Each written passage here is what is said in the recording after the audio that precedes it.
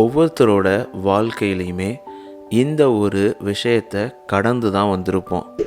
யாருமே என் வாழ்க்கையில் இந்த ஒரு விஷயம் நடந்ததே கிடையாது அப்படின்னு சொல்லியிருக்கவே முடியாதுங்க. அந்த அளவுக்கு எல்லாருமே ஒரு டைமாவது, அட்லீஸ்ட் ஒன் டைமாவது இதை ஃபேஸ் பண்ணியிருப்பாங்க. வேறு ஒன்றும் கிடையாது, ரிஜெக்ஷன். ஸோ இந்த ரிஜெக்ஷன் உங்கள் கேரியரில் இருக்கலாம், இல்லை வாழ்க்கையில் இருக்கலாம், இல்லை உங்களுடைய பர்சனல் லைஃப்பில் இருக்கலாம். எப்பயுமே ஏதாவது ஒரு இடத்துல நம்மளை அறியாமலே அந்த ரிஜெக்ஷனை ஃபேஸ் பண்ணியிருப்போம். ரிஜெக்ஷன் ரொம்ப பெயின்ஃபுல்லான ஒரு எமோஷன். நம்ம சைக்காலஜிக்கலாகவும் ரொம்ப அஃபெக்ட் ஆகும். அதை தாண்டி நம்ம ஃபிசிக்கலாகவுமே நிறைய டைமிங்கில் ரொம்ப அஃபெக்ட் ஆகும். நிறைய டைப் ஆஃப் ரிஜெக்ஷன் இருக்குது.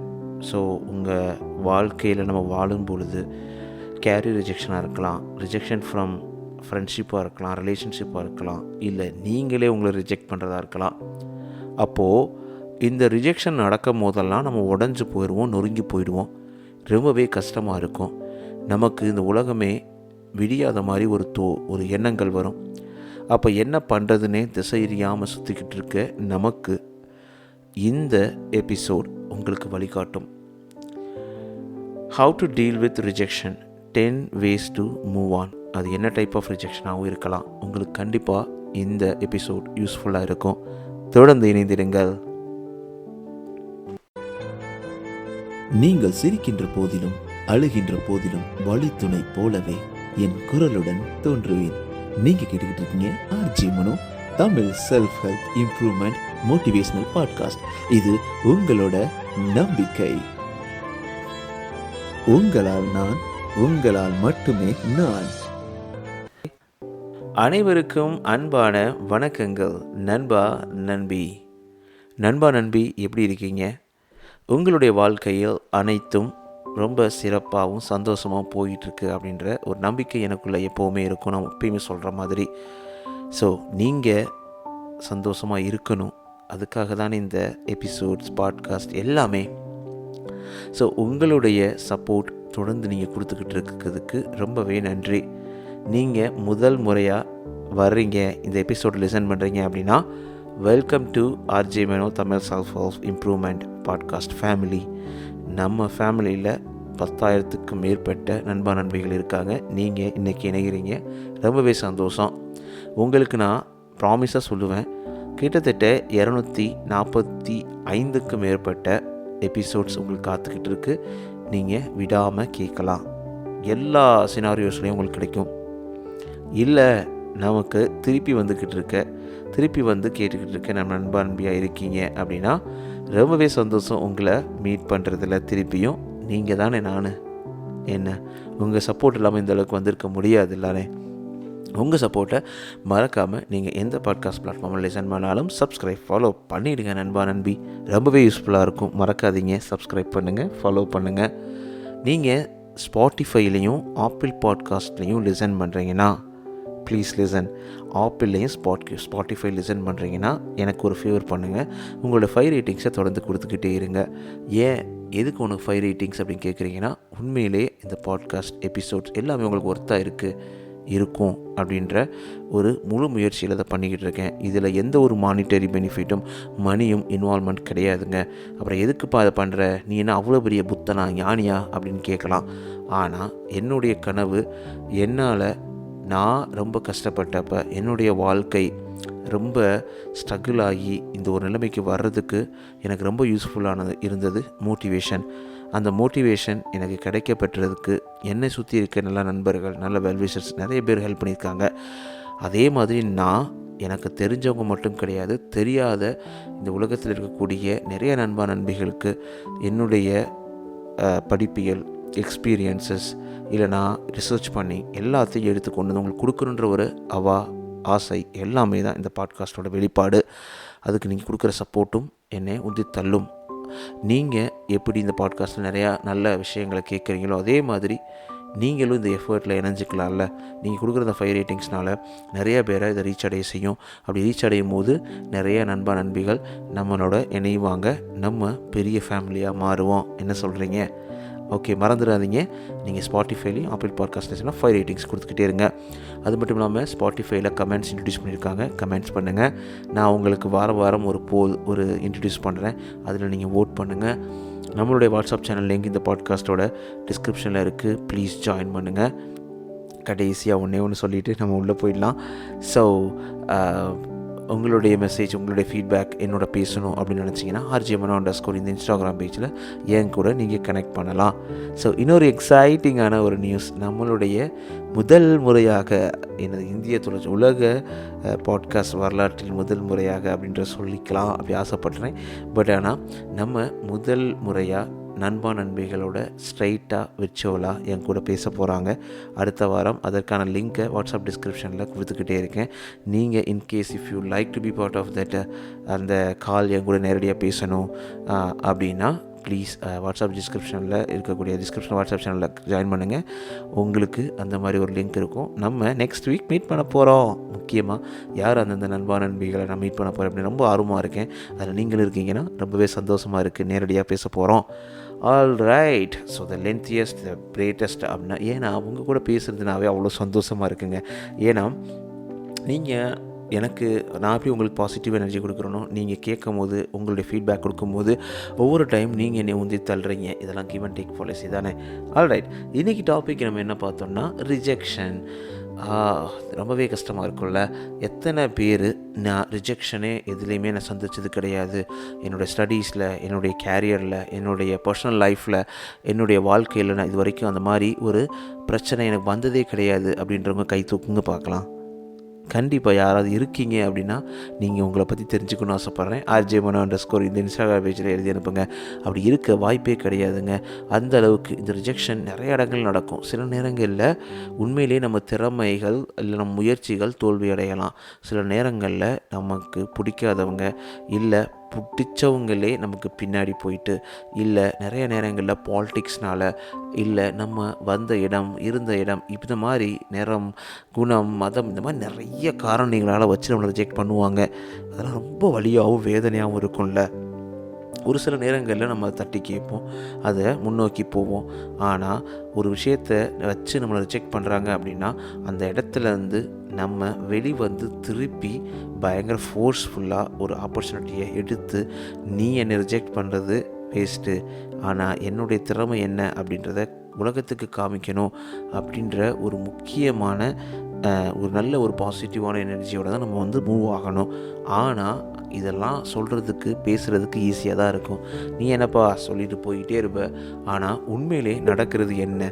உண்மையிலே ரிஜெக்ஷனை ஹேண்டில் பண்ண முடியுமா அப்படின்ற மாதிரி பல கேள்விகள் நமக்குள்ளே வந்துக்கிட்டு தான் இருக்கும். ஸோ உங்களுக்கு ரொம்ப கஷ்டப்பட்ட அதாவது இந்த ரிஜெக்ஷன் எனக்கு ரொம்பவே கஷ்டமாக இருந்துச்சு. முக்கியமாக ரிலேஷன்ஷிப்பில் ரிஜெக்ஷன் நடக்கும்போது, உன்னை எனக்கு பிடிக்கவே இல்லை, உன்னை பார்க்கவே பிடிக்கல, உன் கூட என்னால் வாழ முடியாது அப்படின்னு மாற்றி சொல்லிக்கிட்டு பிரியிற ஒரு ரிஜெக்ஷனுமே ரொம்ப கஷ்டமாக இருக்கும். அப்போது இந்த மாதிரி நேரங்களில் எப்படி நம்ம ஹோப்பப் பண்ணி நம்மளை திருப்பி மெருகேற்றி பலப்படுத்தி இந்த வாழ்க்கையை ரொம்ப சந்தோஷமாக சிறப்பாக வாழ கற்றுக்கிறது அப்படின்றது தான் நம்ம இன்றைக்கி பார்க்க போகிறோம். ஸோ உங்களுக்காக ஃபஸ்ட்டு ரிஜெக்ஷன்னா என்னென்னு உங்களுக்கு தெரிஞ்சிருக்கும். நமக்கு பிடிச்ச ஒரு விஷயத்தை நோக்கி நம்ம ஓட ஆரம்பிப்போம். அதுக்கு பல முயற்சிகள் பண்ணியிருப்போம். பல்வேறு நிறைய வேலைகள் பண்ணி அதை அடைய ட்ரை பண்ணுவோம். எக்ஸாம்பிள் என்னவே எடுத்துக்கிட்டிங்கன்னா, நான் ஒரு நிறைய பேச்சாளர் ஆகணும், ஒரு பெரிய பேச்சாளர் ஆகணும், நல்ல ஒரு மீடியாவில் நான் ஜாயின் பண்ணணும் அப்போல்லாம் நினச்சிருக்கேன். ஆனால் ஒரு சில இடங்களில், நான் சொல்ல விரும்பல, ஒரு சில இடங்களில் அவங்க பாலிடிக்ஸ் பண்ணி அவங்க ஆட்களை மட்டுமே உள்ளே தள்ளி என்னை வெளியில் தள்ளின நிறைய எக்ஸ்பீரியன்ஸஸ் இருந்திருக்கு. ஆனால் அது எல்லாமே இப்போ எனக்கு நல்லதுன்னு தோணுது. அது அப்போ எனக்கு ரொம்ப கஷ்டமாக இருந்துச்சு, அழுகையாக இருந்தது. ஆனால் அந்த ஒரு படிப்பியல் பாடம் தான் என்னை உந்தி தள்ள ஆரம்பித்து, யாரை நோக்கி நீ போகிற, நீ ஆப்பர்ச்சுனிட்டியை க்ரியேட் பண்ணு, உன்னுடைய திறமையை உருவாக்கி மற்றவங்களை நல்ல வாழ்க்கையை கொடு, கண்டிப்பாக உனக்கு நல்ல வாழ்க்கை அமையும் அப்படின்ற ஒரு சின்ன ஒரு ஒன்லைன் ஸ்டோரியோடு ஆரம்பித்தது தான் இந்த பாட்காஸ்ட்டு. இந்த பாட்காஸ்ட் மட்டும் இல்லை, நிறைய ஃப்ரீயாக நான் நிறைய ஸ்டூடெண்ட்ஸ்க்கு கோர்சஸ்ஸு, சைபர் செக்யூரிட்டி அவேர்னஸ் எல்லாமே பண்ணிக்கிட்டு இருக்கேன். என்னை பற்றி நீங்கள் நிறையா தெரிஞ்சுக்கணும் அப்படின்னா rjmanospeaker.com rjmanospeaker.com அதை கிளிக் பண்ணி பாருங்கள். என்னை பற்றி நிறையா தெரிஞ்சுக்குவீங்க. தன்னைத்தானே ஏன்டா பீத்திக்கிட்டே இருக்க அப்படின்னு ஒரு சில பேருக்கு தோணலாம். ஆனால் நான் பீத்தலைங்க. இதெல்லாம் ஒரு எடுத்துக்காட்டாக உங்களுக்கு நான் சொல்லணும்னு ஆசைப்பட்றேன்.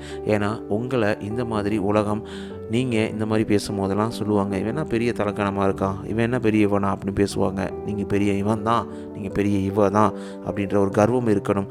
ஏன்னா நீங்கள் ஒன்றும் அடுத்தவங்களை அடித்தோ அடுத்தவங்களை கீழே தள்ளியோ முன்னாடி வரலங்க. உங்கள் திறமையை நம்பி உங்களுக்கு பிடிச்ச வாழ்க்கையை நீங்கள் எடுத்துக்கிறீங்க, நீங்கள் தொடர்ந்து ஓடிக்கிட்டு இருக்கீங்க. அப்போ தைரியமாக இருங்க, போல்டாக இருங்க, என்ன நடந்தாலும் பார்த்துக்கலாம் அப்படின்ற ஒரு தைரியத்துக்காக தான் இந்த எடுத்துக்காட்டை சொல்கிறேன்.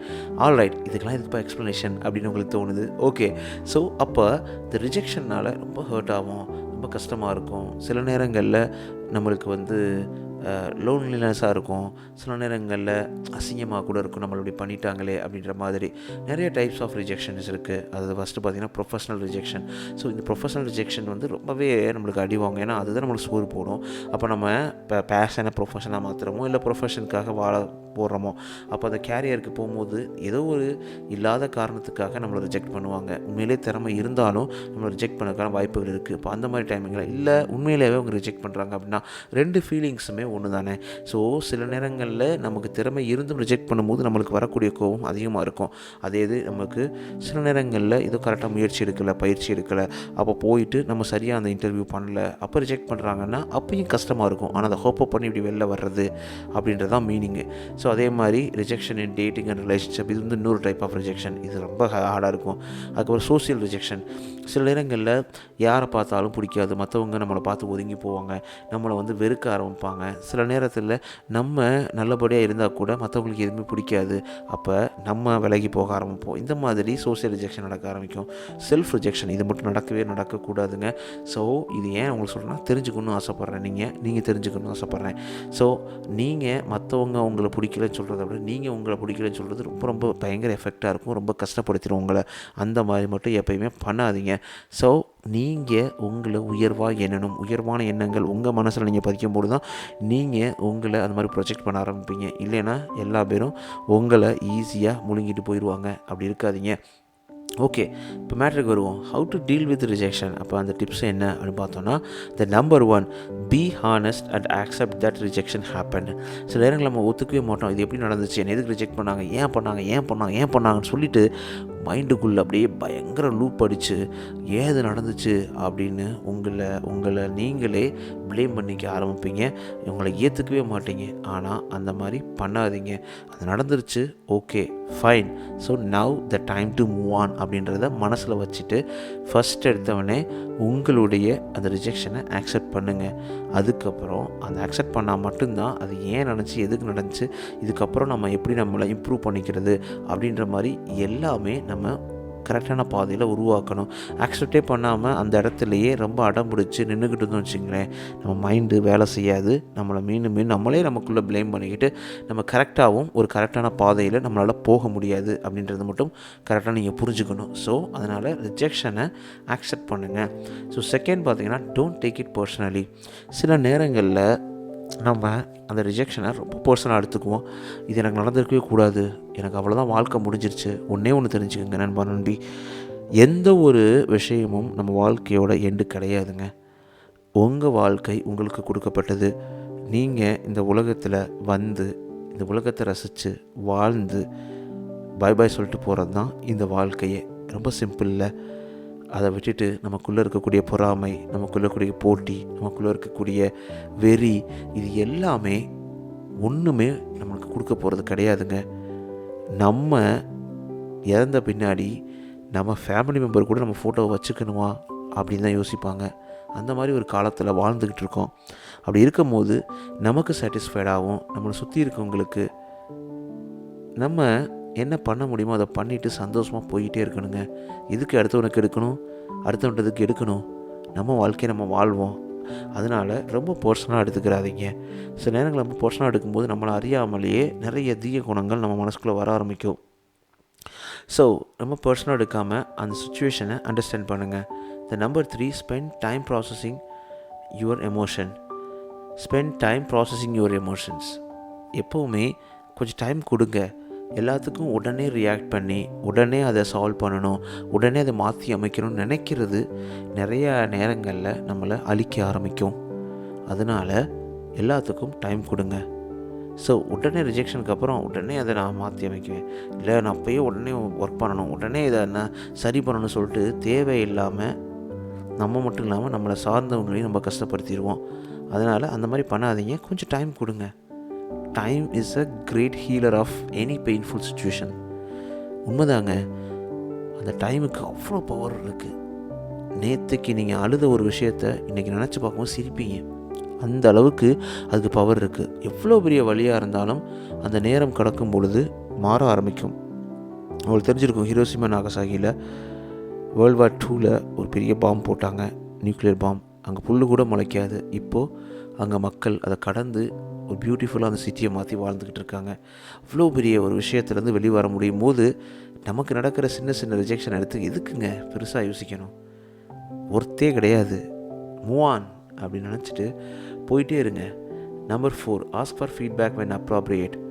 சில நேரங்களில் ரிஜெக்ஷனுக்கு காரணங்கள் நம்ம தேடுறதை விட ரிஜெக்ட் பண்ண இடத்துல தேடலாம். அவங்ககிட்ட கேட்கலாம், என்ன பிரச்சனை, ஏன் என்னால் அதை ஜெயிக்க முடியலை? உண்மையான அது ரீசனாக இருந்தால் எடுத்துக்கோங்க, உங்களை இம்ப்ரூவ் பண்ணிக்கோங்க. இல்லை சும்மா ஏதோ ஒன்று சொல்கிறதுக்காக சொல்கிறாங்கன்னா இக்னோர். போயிட்டு போகிறாங்க. இந்த உலகத்தில் ஒரு ஆப்பர்ச்சுனிட்டி மட்டும் கிடையாது, அதுதான் எண்டு கிடையாது, அதுதான் உலகத்தோட கடைசி முனை கிடையாது. இன்னும் நிறைய இருக்குது. அப்போ அந்த ஒரு மென்டாலிட்டியை நமக்குள்ளே உருவாக்கணும். நிறையா ஃபீட்பேக் கேளுங்க. உங்களுக்கு அது கரெக்டான ஃபீட்பேக்காக இருந்துச்சு, ரியலாகவே அவங்க ஒரு கொடுக்குறாங்க, அதை நீங்கள் அக்செப்ட் பண்ணுறீங்க, அது உங்களுக்கு தான் தெரியும் சுச்சுவேஷன் பேஸில், அப்போது அதை எடுத்துக்க பழகுங்க. Number 5, focus on your physical health. So ஃபைனலாக ரிஜெக்ஷன் நீங்கள் சொன்ன மாதிரி இந்த முன்னாடி சொன்ன 4 பாயிண்ட்டை நீங்கள் ஃபாலோ பண்ணலைன்னா ஃபைனலாக நம்ம மென்டல் ஸ்ட்ரெஸ் ஆகி கடைசியில் ஃபிசிக்கல் ஹெல்த்தையும் நம்ம தேவையில்லாமல் கெடுக்க ஆரம்பிப்போம். ஏன்னா நிறைய ஸ்ட்ரெஸ்ஸாக இருக்கும் போது நம்மளை அறியாமலே ஹெல்த்தி டயட்டை ஃபாலோ பண்ண மாட்டோம், தூங்க மாட்டோம், ஃபிசிக்கல் ஆக்டிவிட்டி அவாய்ட் பண்ணுவோம், இருட்டு ரூமுக்குள்ளே படுத்துக்குவோம். இந்த மாதிரி நிறைய விஷயங்கள் இருக்குல்ல. அப்போது நம்ம மென்டலாகவும் எமோஷ்னல் ஹெல்த்து எல்லாமே சுக்கு நூறாக உடஞ்சி போயிடும். அப்போது நம்ம திருப்பி நம்மளுடைய உடம்பையும் மனதையும் ஒரு ஹெல்த்தியான ஸ்டேட்டுக்கு கொண்டு வரணும் அப்படின்னா நம்ம என்ன பண்ணணும்னா நம்மளுடைய ஃபிசிக்கல் ஹெல்த்லேயும் மென்டல் ஹெல்த்லேயும் ஃபோக்கஸ் பண்ணணும். அதை பண்ணணும். ரொம்ப simple.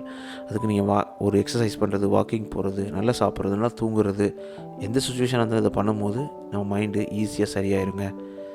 Number 6, lean on your support system. So sometime social connection is very important சொல்லுவாங்க. ஸோ நம்ம பாட்காஸ்ட் மாதிரி சில நேரங்களில் உங்களுக்கு கஷ்டமாக இருக்கும், இல்லை ஏதோ ஒரு கஷ்டம் காலத்தை கடந்துக்கிட்டு இருப்பீங்க. அப்போ உங்களுக்கு உடனே தோணும், நம்ம ஏன் நம்ம பாட்காஸ்ட்டை கேட்கக்கூடாது, மனோவோட பாட்காஸ்ட் கேட்கக்கூடாது, அவரோட குரலை கேட்கும்போது நம்மளுக்கு சரியாகுது, இல்லை நம்ம ஃப்ரெண்ட்டை பேசும்போது சரியாகுது, நம்ம அப்பா அம்மாட்ட பேசும்போது சரியாகுது, இல்லை நம்ம மனைவிட்ட பேசும்போது சரியாகுது, நம்ம கணவன்கிட்ட பேசும்போது சரியாகுது, நம்ம ஃப்ரெண்ட்கிட்ட பேசும்போது சரியாகுது, இல்லை என்கிட்ட பேசும்போது சரியாகுது. அப்படின்ற மாதிரி நிறைய ஒரு சோஷியல் கனெக்ஷன் உங்களுக்குள்ள உருவாக்கிக்குங்க. Finally that will heals you. ஆனால் ஒரு நல்ல வெல்விஷரை தவிர நீங்கள் சாதாரண எல்லாத்துட்டையும் போயிட்டு புலம்புனீங்கன்னா அது அவங்களுக்கு ஒரு நல்ல என்டர்டெயின்மெண்ட்டாக இருக்கும். ஆஹா வந்துட்டான்டா அப்படின்னு சொல்லிட்டு ஸ்டேஜ் போட்டு சிரிப்பாங்க. இந்த உலகத்தில் சைக்காலஜி படி 99% ஆஃப் த பீப்புள் நம்ம சொல்கிற கஷ்டத்தை அவங்க கொஞ்சம் கூட கேர் பண்ண மாட்டாங்க. அவங்களுக்கு ஒரு டைம் பாஸாக யூஸ் பண்ணிக்குவாங்க. அதுதான் உண்மை. அதை நம்ம தெளிவாகவே புரிஞ்சுக்கணும். அதனால் பார்க்குற எல்லாத்துட்டையும் நம்ம புலம்பி தவிக்கிறதும், அவங்கக்கிட்ட போயிட்டு நம்ம நிம்மதியை தேடுறதும் எந்த இடத்துலையுமே நம்மளுக்கு நல்ல ஒரு வாழ்க்கையை கொடுப்பது கிடையாது, நல்ல ஒரு சமாதானத்தை பண்ணாது. மீண்டும் மீண்டும் நம்ம பாலத்துக்கு தான் போவோம். அப்போது அந்த இடத்துல நம்ம தெளிவாக இருக்கணும். Number 7, watch your negative self talk. இது ரொம்ப ரொம்ப இம்பார்ட்டண்ட்டு. ஒரு ரிஜெக்ஷன் நடந்த பின்னாடி நமக்குள்ளே ஒருத்தர் இருப்பான், உள்ளே பூந்து நீ சரிப்பட்டு வர மாட்டே, நீ கரெக்டு கிடையாது, உன்னைய வேணே ரிஜெக்ட் பண்ணிட்டானுங்க, உனக்கு திறமையே இல்லை, நீலாம் வேஸ்ட்டு அப்படின்ற மாதிரி சவுண்டை போட்டு கத்தும். அந்த இடத்துல நம்ம அமைதியாக இருந்துட்டு, ஓகே என்ன சொல்ல வர்ற, ஓ அந்த ரிஜெக்ஷனுக்கு நான் தான் காரணம் சொல்ல வர்றியா, சரி ஆனால் எதுக்கு, ஏன் அந்த இடத்துல அவங்க சரியாக கூட எவாலுவேட் பண்ணியிருக்கலாம், அவங்க தெரிஞ்ச பீப்புளை உள்ளே தள்ளியிருக்கலாம், அப்போது இதுக்கு நான் ஏன் வருத்தப்படணும் அப்படின்ற மாதிரி நீங்கள் அதுக்கு டப்புன்னு பதில் சொல்லும் பொழுது அந்த நெகட்டிவ் செல்ஃப் டாக்கை ஈஸியாக ஸ்டாப் பண்ணிடலாம். ஒரு நெகட்டிவாக ஒரு ஆஸ்பெக்டோட அந்த வாய்ஸ் சொல்லும்பொழுது அதை இக்னோர் பண்ணிவிட்டு பாசிட்டிவாக உங்களுக்குள்ளே 2-3 டைம் சொல்லும்போது அது அடங்கிடும். இந்த மாதிரி நம்ம கம்பேஷன் சொல்லுவாங்களே, கம்பேஷன், நம்ம அதை ஃபாலோ பண்ணும் பொழுது ஈஸியாக அந்த நெகட்டிவ் செல்ஃப் டாக்கை ஸ்டாப் பண்ண முடியும். நம்பர் 8, ரீஃப்ரேம் த ரிஜெக்ஷன். ஸோ சில டைமு உங்களே நீங்கள் ப்ளேம் பண்ணிக்கிறது, இல்லை உங்களை சுற்றி இருக்கவங்கள ப்ளேம் பண்ணுறது, உங்களை ரிஜெக்ட் பண்ணவங்கள வச்சு ப்ளேம் பண்ணுறதுனால என்ன நடக்க போகுது? அப்போது நம்ம அந்த செல்ஃப் ப்ளேமை எடுத்துகிட்டு அதிலிருந்து கன்ஸ்ட்ரக்டிவாக என்ன நம்ம ஃபீட்பேக் எடுத்துக்க முடியும், இல்லை அடுத்த டைமு நம்ம ஒரு இடத்த சூஸ் பண்ணி நம்ம ஒரு முயற்சி எடுக்க போகிறோம் அப்படின்னாவே அதை பற்றி கொஞ்சம் பேக்ரவுண்ட் ரிசர்ச் பண்ணி அதை போய் அட்டன் பண்ணலாமா பண்ண வேணாமா அப்படின்ற மாதிரி யோசிக்கணும். தெரியாத ஒரு இடத்துல போயிட்டு ரிஜெக்ஷன் ஆகுது, அதை பற்றி உங்களுக்கு கன்ஸ்ட்ரக்டிவான ஃபீட்பேக் கிடைக்குதுன்னா ஓகே. ஆனால் ஏதோ ஒரு இடத்துல அது கரெக்ட் இல்லை, அந்த இடத்துல ஒரு கரெக்டான ரிசல்ட் கிடைக்காது தெரிஞ்சும் நம்ம போயிட்டு தலையை உள்ளே விடுறது எந்த விதத்தில் நியாயம் நினைக்கிறீங்க? அந்த இடத்துல ஒரு பீப்புள் இருக்காங்க, அவங்க வேணும்னே இந்த மாதிரி தான் பண்ணிக்கிட்டு இருக்காங்கன்னு தெரியுது, இருந்தாலும் அங்கே ஒரு ஆப்பர்ச்சுனிட்டியை கொண்டு வராங்க சும்மா நேம் சேக்குக்கு. அப்போ நம்ம திருப்பி அங்கேயே போயிட்டு அந்த கூட்டத்துக்குள்ளே உட்காந்து நமக்கு கரெக்டான ரிசல்ட் கிடைக்கும் நம்புறது எந்த விதத்தில் நியாயம் நினைக்கிறீங்க? கிடைக்காது தானே? அதுதான் சொல்ல வரேன். So number 9, utilise problem focused hoping. So rejection வந்த பின்னாடி ப்ராப்ளத்துலேயே உட்காந்து நடந்துருச்சு அப்படி சொல்லிட்டு ப்ராப்ளம் மென்டாலிட்டியாக ஃபோக்கஸ் பண்ணுறதை விட அது சேலஞ்சிங்காக எடுத்து அதை ஆப்பர்ச்சுனிட்டியாக ஆக்கி செல்ஃப் இம்ப்ரூவ்மெண்ட் எப்படி பண்ணிக்கலாம், இந்த மாதிரி விஷயத்தை எப்படி ஃப்யூச்சரில் அவாய்ட் பண்ணலாம், எப்படி தெளிவாக ஹேண்டில் பண்ணலாம் அப்படின்றத மனசு லெவலில் உறுதியாக்கி திருப்பி ஸ்ட்ராங்காக எழுந்திரிச்சு ஃபேஸ் பண்ண ஆரம்பிங்க. ஈஸியாக ரிஜெக்ஷனை ஹேண்டில் பண்ணிட முடியும். 10th last, picture your next goal and try again. மைண்டில் நினச்சி பாருங்கள், அடுத்து நம்ம என்ன பண்ண போகிறோம், நம்ம எப்படி அச்சீவ் பண்ண போகிறோம். அட் எண்ட் ஆஃப் த டே நம்ம எல்லா எபிசோட்லையும் சொல்கிற மாதிரி நிம்மதியாக பீஸ்ஃபுல்லான வாழ்க்கை தானே ஃபைனலாக நம்மளுக்கு தேவை. அப்போது இக்னோருங்க. ஸோ ஒரு ரிஜெக்ஷனாகவே உங்கள் வாழ்க்கை அமைய போகிறது கிடையாது. அப்போது நம்மளை மாற்றிக்கிற போது, நம்மளை மெருகேற்றிக்கும் போது, நம்மளே தோல்விகள்லேருந்து உருவாக்கி கொள்ளும்போது, நம்ம நல்ல மனிதர்களோட இணையும் பொழுது சுற்றி இருக்கக்கூடிய bad negative feelings, negative people, நம்மளுடைய நெகட்டிவ் செல்ஃப் டாக் எல்லாத்தையும் அவாய்ட் பண்ணி நம்ம தெளிவாக வச்சு முன்னேறி போகும்போது நம்மளை யாருமே தடுத்து நிறுத்த முடியாதுங்க. என்ன சொல்கிறீங்க? கண்டிப்பாக இந்த டிப்ஸ் எல்லாமே உங்களுக்கு ரிஜெக்ஷன் ஃபேஸ் பண்ணிக்கிட்டவங்களாக இருக்கலாம், ரிஜெக்ஷனை ஃபேஸ் பண்ண போகிறேன் அப்படின்னு நம்ம யாரும் சொல்ல முடியாது. ஆனால் அது எப்போனாலும் வரும். அப்போ அந்த நேரங்களில் இருக்கிறதா இருக்கட்டும், எல்லா நேரங்கள்லையுமே நம்ம ஈஸியாக அதுலேருந்து வெளிவந்துட முடியும் அப்படின்றத மனசு லெவலில் எடுத்துக்கிட்டு நம்ம சந்தோஷமாக வாழ்க்கையை லீட் பண்ணணுங்க. உங்கள் வாழ்க்கையும் நீங்கள் நினச்சபடி எவ்வளோ பிரச்சனை வந்தாலும் அந்த பிரச்சனைலேருந்து வெளிவந்து மீண்டும் உங்களுக்கு பிடிச்ச வாழ்க்கையை உருவாக்கி அமைச்சு சந்தோஷமாக வாழ்வீங்க அப்படின்ற நம்பிக்கையோட இந்த எபிசோடை நான் முடிக்க போகிறேன். ஸோ ஒன் டிஸ்க்ளைமர், நான் ஒரு சைக்காட்ரிஸ்ட்டோ இல்லை மைண்ட் லெவலில் உங்களுக்கு ஹெல்ப் பண்ணக்கூடிய ஒரு ப்ரொஃபஷ்னல் டிகிரி வச்சுட்டோ பேசுகிறது கிடையாது. இது எல்லாமே என்னோடய லேர்னிங் தான். So at end of the day உங்களுக்கு இதெல்லாம் சரியாக வரல, இதை தாண்டி எனக்கு ஹெல்ப் வேணும் அப்படின்னு நினச்சிங்கன்னா நல்ல ஒரு ப்ரொஃபஷ்னலாக நீங்கள் மீட் பண்ணும்பொழுது கண்டிப்பாக ஹெல்ப் பண்ணுவாங்க. So please take care. எல்லாமே உங்கள் வாழ்க்கையில் சந்தோஷமாக அமையும் நண்பி. எல்லாமே ஈஸியாக இருக்கும். ரிஜெக்ஷன்லாம் ஒன்றுமே கிடையாதுங்க. அதெல்லாம் கடந்து போயிட்டு அடுத்தடுத்து ட்ரை பண்ணணும், முட்டணுங்க, மோதணும். நமக்கு பிடிச்ச வாழ்க்கை கிடைக்கிற வரைக்கும் அடம் பிடிக்கணும். கிடைக்குங்க, எப்படினாலும் வாழலாங்க. ஆனால் இப்படி தான் வாழணும் அப்படின்னு ஒரு முறையை உருவாக்கி சந்தோஷமாக வாழ்கிறது தான் நம்மளுடைய இந்தியன் கல்ச்சர். ஸோ உலகத்தில் எப்படியோ வாழ்கிறாங்க, ஆனால் நம்மளுக்குள்ளேன்னு ஒரு கட்டுப்பாடு எல்லாமே இருக்குது. அந்த கட்டுப்பாடுன்றது என்ன சொல்ல வரேன்னா ஒழுக்கம். அந்த ஒழுக்கம்ன்றது வேணும். ஏன் அந்த ஒழுக்கத்தை கொண்டு வந்தாங்க அப்படின்னு கேட்டிங்கன்னா, நம்ம இஷ்டத்துக்கு எல்லா கெட்ட பழக்கங்களையும் பண்ணும்போது நம்ம உடம்பு மனசு எல்லாம் கெட்டு போயிடுது, நம்ம வாழ பிடிக்க மாட்டுது, நம்ம சமூகத்துக்கு பாரமாயிரும், நம்மளுக்கு நம்ம பாரமாயிரும். இதெல்லாம் இதுக்கு. அதனால தான் இந்த மாதிரி செல்ஃப் ஹெல்ப் எல்லாமே. அப்போ நம்ம தெளிவாக சந்தோஷமாக உருவாக்கும் போது நமக்கு கிடைச்ச இந்த ஒரு வாழ்க்கை நிம்மதி பெருமூச்சோட சந்தோஷமாக வாழ முடியுங்க. கண்டிப்பாக உங்கள் வாழ்க்கை அப்படி அமையும். உங்களுக்கு ஒரு மிகப்பெரிய நன்றி.